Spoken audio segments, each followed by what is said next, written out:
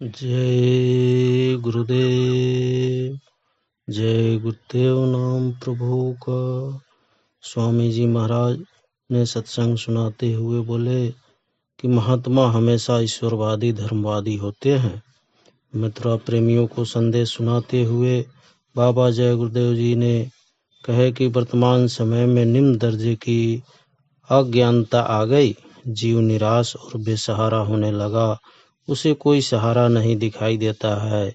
ऐसे समय में उन संतों से मालिक ने कहा कि तुम जाओ, उनको बल दो, इनको ज्ञान दो, इनमें तड़प पैदा करो, प्रभु के पाने की जिज्ञासा पैदा करो। संत प्रकट हुए, जीवों को जगाया, पापों को धोया, भेद दिया, नाम रूपी जहाज में बैठाकर इस भवसागर से पार पहुंचाया। जीवात्मा प्रेमहीन हो गई। जो अभी प्रार्थना हुई है, सतगुरु सतनाम, तुमको लाखों प्रणाम। वह ऊपर की है, न वह काल की प्रार्थना है, न देवी देवताओं की प्रार्थना है। वह प्रार्थना सत पुरुष और उसके ऊपर की है।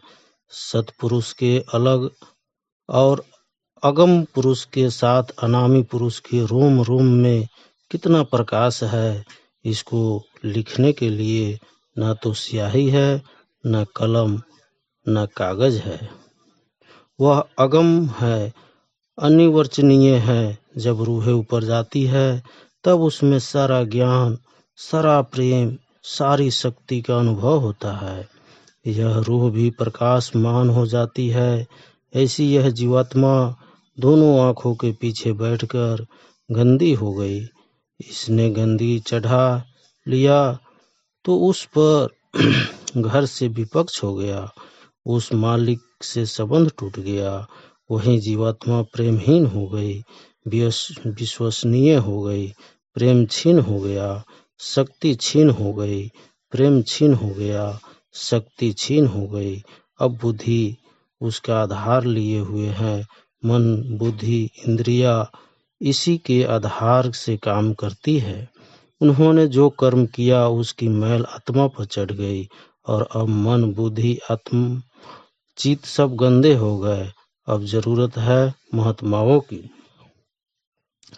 मैं ऐसा सोच रहा हूँ कि देश के हर प्रेमी सुनने के लिए आतुर हो रहे हैं।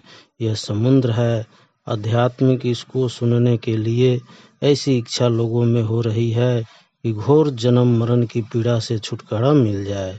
यदि मुझको सुविधा मिल जाए जैसे औरों को मिलती है तो अपनी आत्मा को जगाने के लिए मैं 20 मील तक ऐसे ही आदमियों को छा दूं।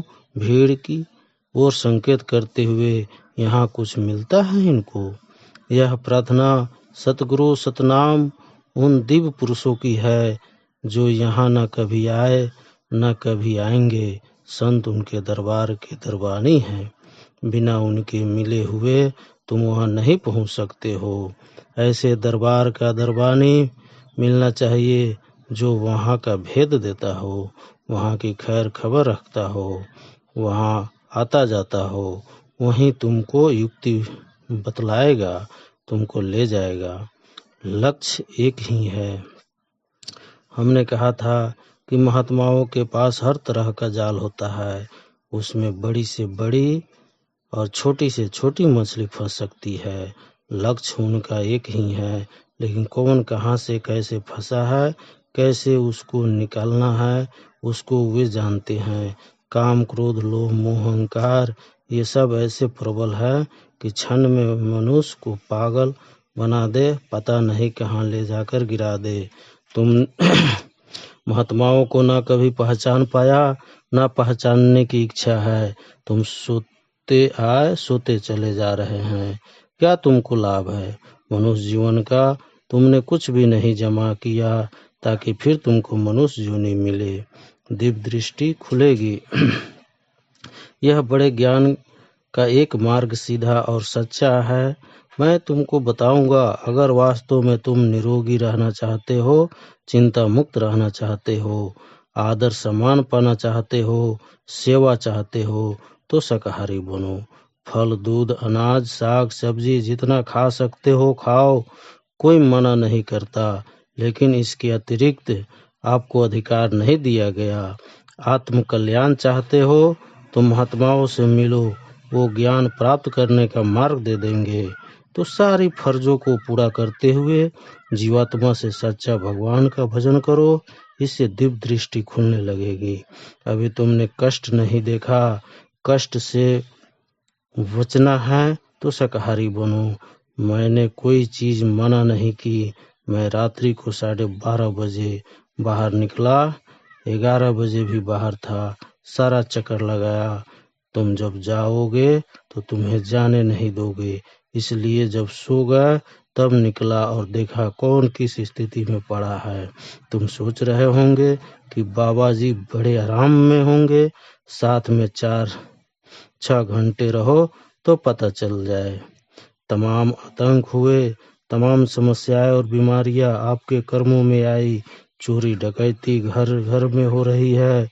चोर के घर भी चोरी हो जाए तो वह भी कहता है कि यह बुरा काम है।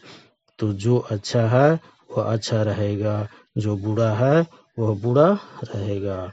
जब ये बात समझ में आ जाएगी तो बुढ़ैया झड़ने लगेगी।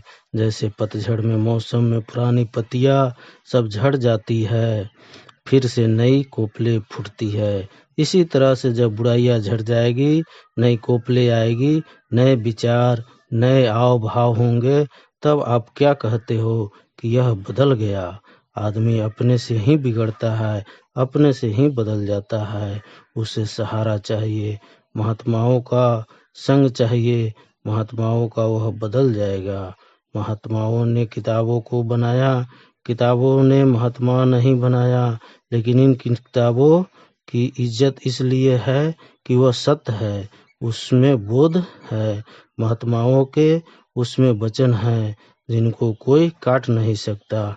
लेकिन जब तक महात्मा नहीं मिलेंगे आपको कुछ समझ में नहीं आएगा। गुरु भाइयों का एक परिवार है। जो गुरु का काम करता है वह गुरु भाई है। जो सत्संग का काम करता है, सत्संग वचनों का पालन करता है, वह सच्चा गुरु भाई है। जो सत्संग का पालन नहीं करते, गुरु के अनुकूल नहीं चलते, वो अभी सत्संगी नहीं बने हैं। जय गुरुदेव। जय गुरुदेव। नाम प्रभु का पावन नाम। जय गुरुदेव। बाबा जी का कहना है शाकाहारी रहना है। जय गुरुदेव। जय गुरुदेव। नाम प्रभु का।